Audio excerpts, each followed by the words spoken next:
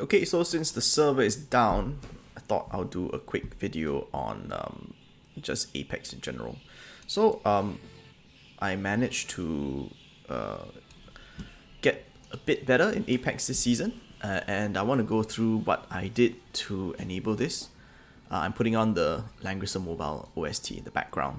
So this is the main topics for today that I want to go through, but so that I don't bore you, I am going to be interspersing gameplay footage uh, throughout. So let's begin. Talk about the first point, having the right mentality. So what I mean by that is just remember that this is a game and that you're playing this to have fun.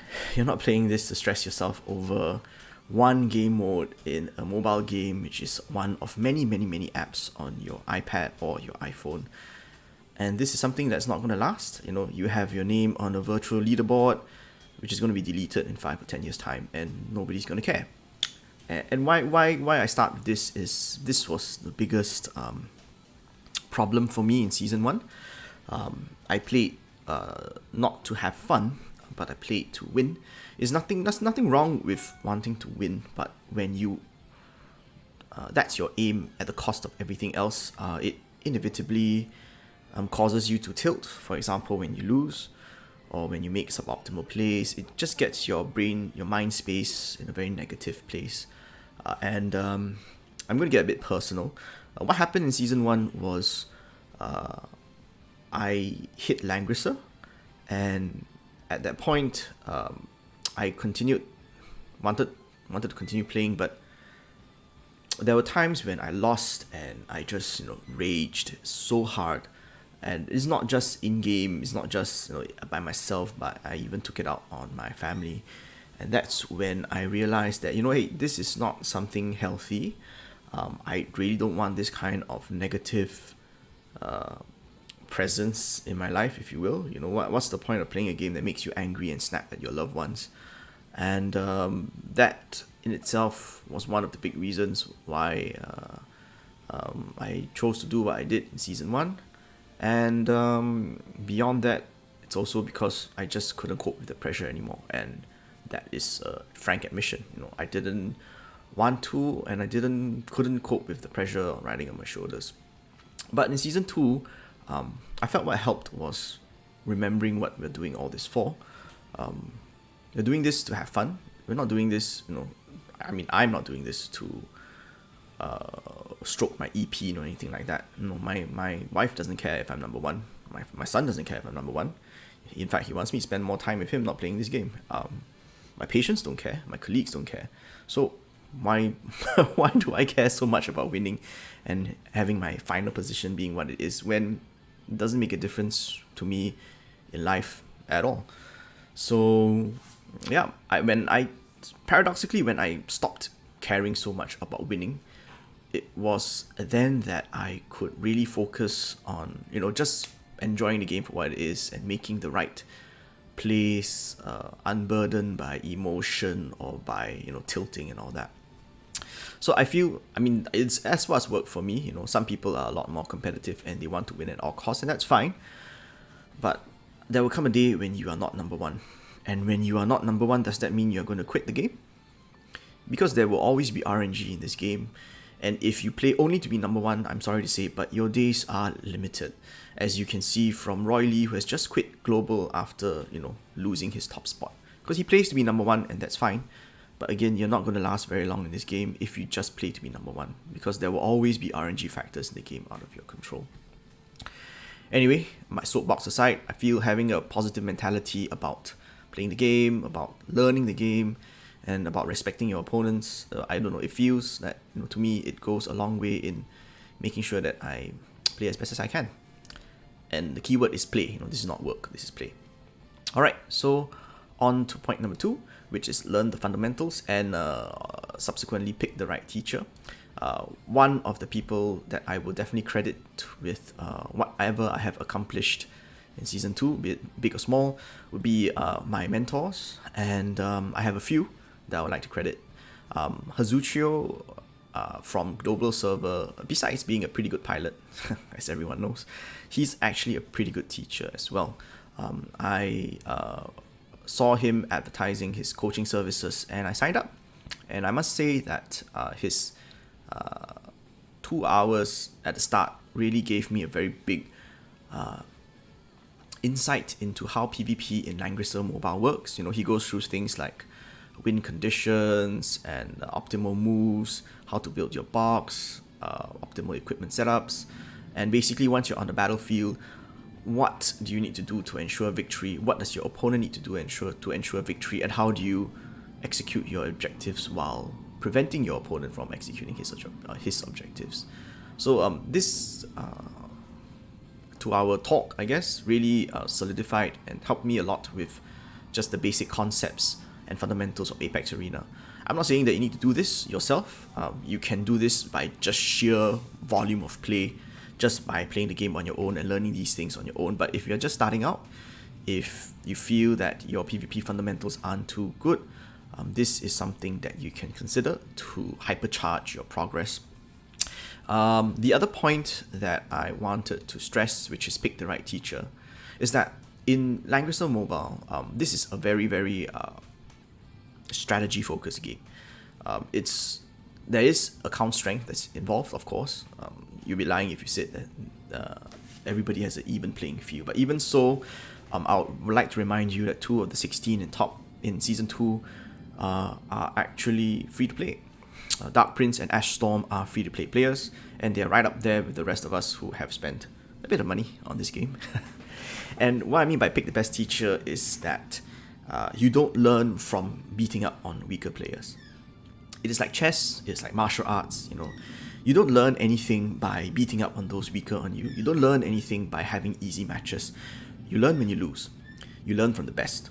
You learn from players that are better than you. And so all this talk about, it's so unfair that he has so many months of experience over me. Just get over yourself, right? There are so many excuses as to why you are losing, but you only need one reason to keep pressing on, and that's I just want to get better. Yes, we are at a disadvantage with regards to the other servers, but that also means we have plenty of teachers out there who have vastly more experience than us and who can basically supercharge our own learning process. Just make sure that you are playing games against the highest quality opponents you can find. Just make sure you are learning from the highest quality teachers that you can find, right? There's no point learning from somebody who honestly doesn't know very much because they teach you the wrong thing, right? So pick your teachers carefully, right? Pick your teachers carefully. If you're in Floating City, I always welcome anybody interested in Apex and who has hit, who is at endgame to join us. We have lots of discussions going on in the guild at all times. Obviously, if you're in Emerald Gate, Disney is the guild to watch, as you can see from 2 of their members being in the top 4. So kudos to Disney. I felt that their play was quite solid. But in the end, for us in C, we have a long way to go. The top level of play, top in inverted commas in C, is vastly behind that of other regions. And of course, we're 1 year behind in terms of experience. But just because we're behind doesn't mean we can never catch up. And I believe that we can and we should catch up so that we can stand tall on the global stage, shoulder to shoulder with the other greats of this game, and just know that we are as good as them. And you don't see global having this issue because global players have leveled up and they have gotten to a point where it doesn't matter which region the opponent is from, they can still beat the opponent, right? So stop making excuses and just get better. And to get better, learn from the best, play with the best. Yep. And how do you get better? Once you have a good grasp of fundamentals, I think one thing that's underrated is watching games, watching replays. Because we are the season, we are the server all the way 1 year behind the most advanced server, which is Chinese server. We have a big advantage in terms of information in that we actually have a lot of advanced information to go on. We know what heroes are good. We know what heroes are meta for Apex. We know what equipments are good. All this has been tested for us by everybody else ahead of us. The information is there. You just need to go and look for it. So there are lots of replays for Apex available on YouTube. Do look out for Taiwanese players, Chinese players who upload matches of Apex gameplay. There's also a lot of Apex streams going on Twitch. The VODs there don't last as long as YouTube videos, but there's still a good source of information. Basically, as long as you're watching games by high-level players against each other, you can always learn something, whether it be from what he did right or whether it be from their mistakes. So that is, of course, indirect experience, but any experience of any kind will always help. And lastly is to play more games. Watching is good and all, but it will more or less never give you a great idea of how do I put it? Watching is very different from when you're in the hot seat, when you have all your stress and anxiety and fatigue that comes from playing a long game. And there's honestly no other way to overcome that rather than, just grinding games out on your own. Grinding games to the point where you can do the right thing even when you are exhausted and when you're tired and you've just played 1 hour straight and you still have another half an hour of another long match. I think this resilience in the form of being able to summon your best performance at all times is really one thing that sets apart the really good players from those who aren't so good.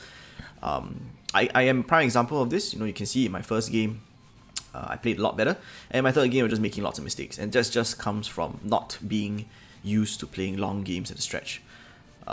So yeah, that's really important, and that's going to be something that I'm going to be focusing on for this season.